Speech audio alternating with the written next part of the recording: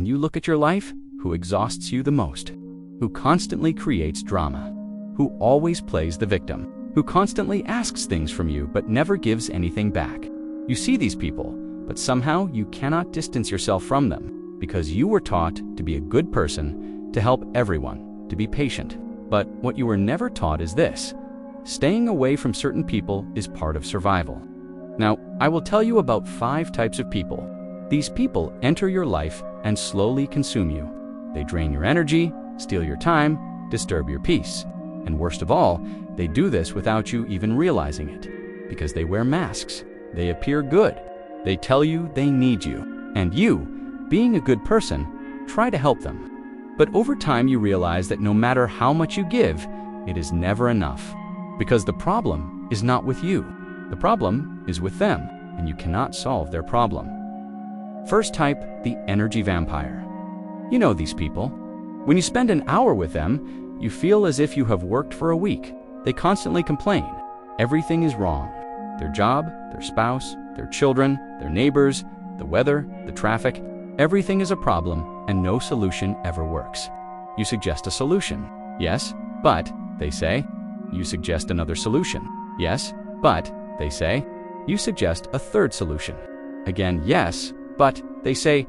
Because you do not see it, they do not want a solution. They want attention. They want drama. They want your energy. I remember once working with a woman like this. Every day she would come to the office and complain. Her husband did not understand her. Her children did not listen to her. Her boss treated her unfairly. Everyone was against her. At first, I tried to help her. I gave suggestions. I recommended books. I gave my time. But nothing changed, because she did not want to change. She just wanted to complain, and I had become her emotional dumping ground. One day, I said to her, maybe seeing a therapist could help. She looked at me with anger. "You do not understand me," she said. "Nobody understands me." And that is when I understood. She does not want to be understood. She wants to continue the drama, because drama is part of her identity. Without drama, who is she? A happy person? No, that feels too foreign to her. She is used to being unhappy, and she wants to make you unhappy too. How do you recognize these people? How do you feel after talking to them? Are you exhausted? Overwhelmed? Does it feel like all your energy has been drained? That is your answer. Energy vampires reveal themselves by how they make you feel. Before the conversation, you were fine. After the conversation, you are depleted. This is not coincidence. This is them consuming you. Second type, the perpetual victim. This type of person is dangerous because they always evoke pity in you. Something has always happened to them. Someone has always wronged them. They are always unlucky. They are always the victim. And never, in any way, is it their fault. If they lost their job, it is the boss's fault. If their relationship ended, it is the partner's fault. If they have no money, it is the system's fault. If they are unhappy, it is the family's fault. Someone else is always responsible. The problem with these people is this: they refuse to take responsibility. Their life is a disaster, but they are the ones creating this disaster. However, they never admit this, because the victim role gives them power. The victim role gives them attention. The victim role exempts them from everything. It is not my fault. I am just a victim, they say. And you believe them, because you have a good heart. I once had a friend like this.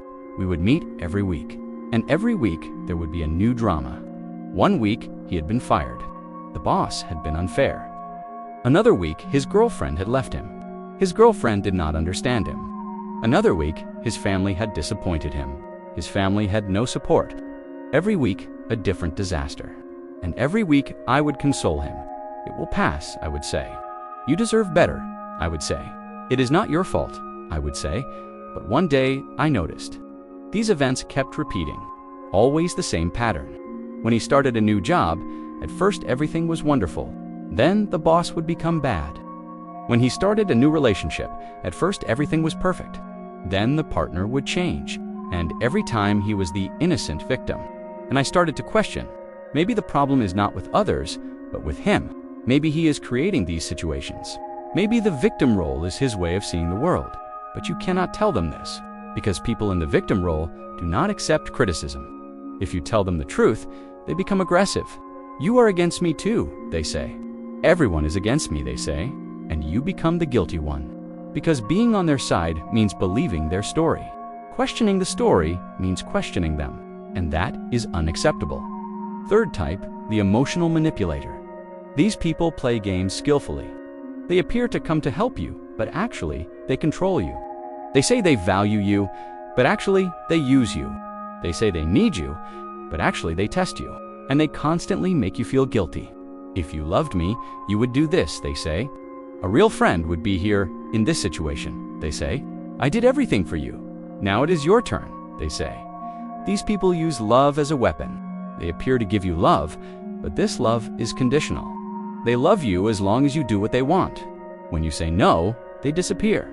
When you set boundaries, they become aggressive, and you feel bad about yourself. Maybe I am selfish, you say. Maybe I am not a good enough friend, you say. Maybe they have some valid points, you say. I once had a relationship with someone like this. At first, it seemed wonderful, very attentive, very loving, very understanding. But over time, I noticed this attention came with expectations. I had to make time for them. I had to prioritize them. I had to think about their needs before my own needs. And one day, I said no. It was something simple. I could not go to dinner because I had other plans, and the reaction was unbelievable. So, I am not important to you, they said. So others are more important than me, they said. I do everything for you, but you do nothing for me, they said. And I felt guilty. I really felt guilty. Maybe I had been unfair. Maybe I should have been a better friend. But then I thought, was this relationship balanced? I was doing everything for them. But what were they doing for me? Were they listening to me? Did they care about my needs? No. This relationship was one-sided, and I was exhausting myself to maintain it. How do you recognize manipulators? They constantly make you feel guilty. Every time you say no, you feel bad. Every time you set a boundary, you think you are wrong. They never take responsibility. Every problem is your fault. And over time, your self-confidence diminishes because you constantly have to defend yourself. You constantly try to justify yourself, and this is very exhausting. Fourth type, the toxic positive person. This type of person seems harmless at first, even beneficial. They constantly talk positively. Everything will work out, they say. Just smile, they say. Do not allow bad energy, they say. And when you hear these things, at first, you feel good. Maybe they are right. Maybe I just need to be more positive. But over time, you realize that these people are invalidating your real emotions. Are you sad? Do not be sad. Life is beautiful, they say. Are you angry? Anger harms you. Let it go, they say. Are you afraid? Fear is an illusion. Just believe, they say. And all these words seem right on the surface. But there is a problem. These people are rejecting the naturalness of emotions. They do not give you space to feel pain. They do not give you room to be real. Everything must be positive. Everything must be happy. And if you are not, the problem is with you. I once had a friend like this. My mother had become ill, and I was worried. I told them about this, and they said, "Do not worry. The universe is protecting you. Everything happens for a reason. Just think positively, and everything will be fine." And I looked at them and realized they were not listening to me. They were not seeing my pain. They were just trying to maintain their own architecture of positivity. Because my pain threatened their worldview, toxic positivity sees pain as weakness. It sees sadness as failure. And it constantly tells you, be better, be happier, be more positive. But it never tells you be as you are. It never tells you suffering is a human thing. It never tells you being sad is okay. Because for them, emotions are dangerous. Emotions mean losing control, and they want to keep everything under control. Life is not always positive. Sometimes you suffer. Sometimes you are sad. Sometimes you are angry, and these emotions are valid. These emotions are real, and suppressing them, ignoring them, is not healthy. But toxic positive people do not understand this. For them, everything is a mindset issue. Just change your thoughts, and your life will change, they say. But life is not that simple. Life is complex. Life is messy. And sometimes, you just need to feel fifth type. The competitive person. These people can never relax, because everything is a race. You talk about an achievement, they talk about a bigger achievement. You talk about a problem, their problem is bigger. If you are happy, they are happier. If you are tired, they are more tired. Everything is about them, and you can never win, because this is their game, and they set the rules. The problem with these people is this: they do not trust themselves. There is a deep sense of inadequacy inside them, and to suppress this feeling, they constantly compare themselves to others. They need to be better than you, more successful, richer, happier, more everything than you, because if they are not, they feel worthless. And this is unacceptable to them. I once had a friend like this. Every conversation would become a race. I found a new job. They had found a better job. I went on vacation. They had gone to a more exotic place. I read a book. They had read more books. And at first, I thought this was fun. Maybe they are just excited. Maybe they just want to share. But over time, I realized they were not listening to me. They were just trying to prove they were better than me. One day, I was going through a very difficult time. I had been fired, and I was worried. I told them about it. And you know what they said? I understand.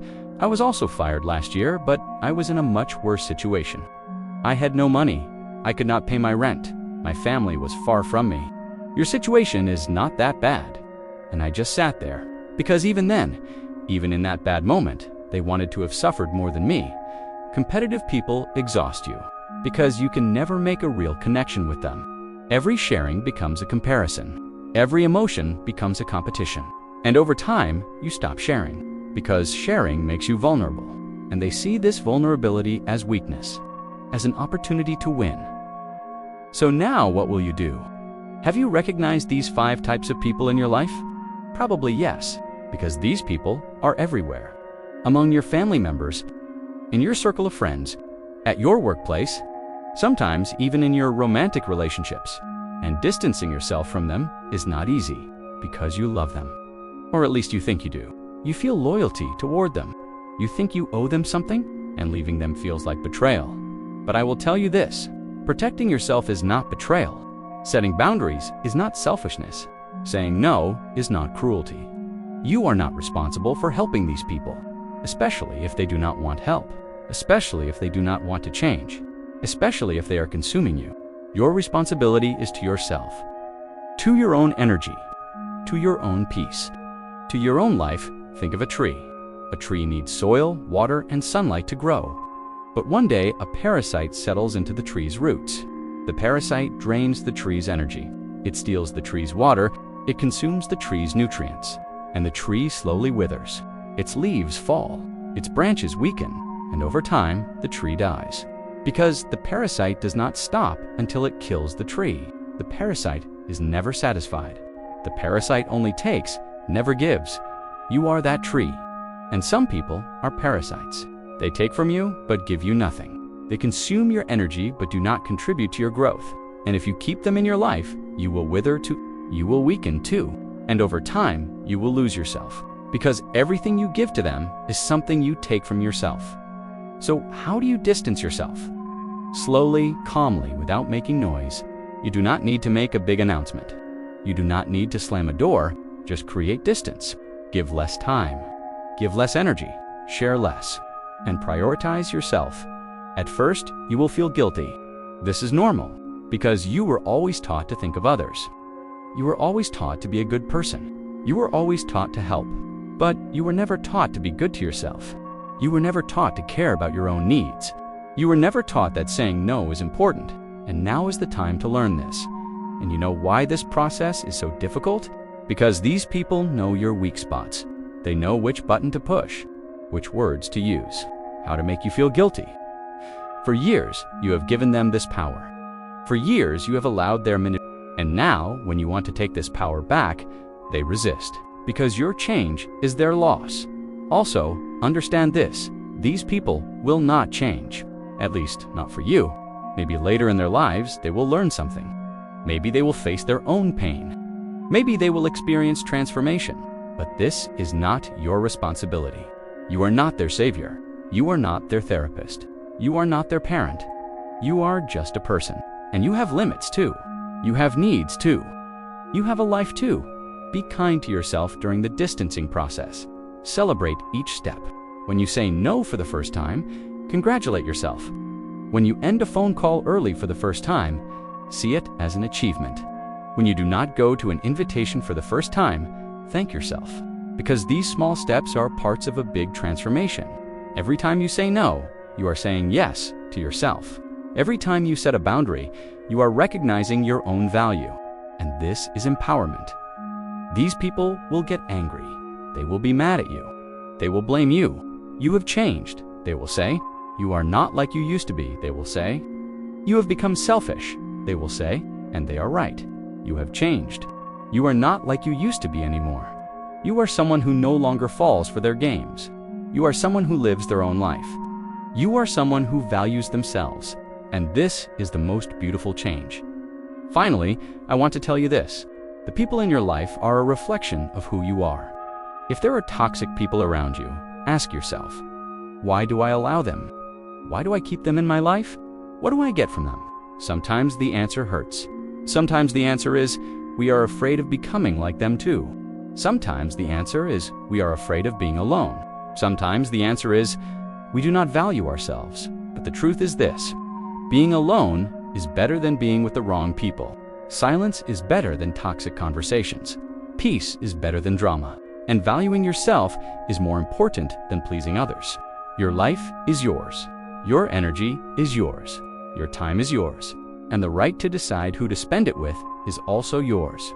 And one day, when you distance yourself from these 5 types of people, you will notice something has changed. You will feel lighter. You will be more energetic. You will wake up more peaceful, because you are no longer in constant defense mode. You are no longer constantly trying to justify yourself. You are no longer constantly carrying other people's dramas. You are just yourself. And this is incredible freedom. Stay away from these 5 people. Distance yourself from them, because they will never heal you. They will only consume you. And you deserve to grow, not to be depleted. You deserve peace, not drama. You deserve clarity, not chaos. When you remove these people from your life, you create space for yourself. You create space for real connections. You create space for real happiness. And this is the beginning of your real life.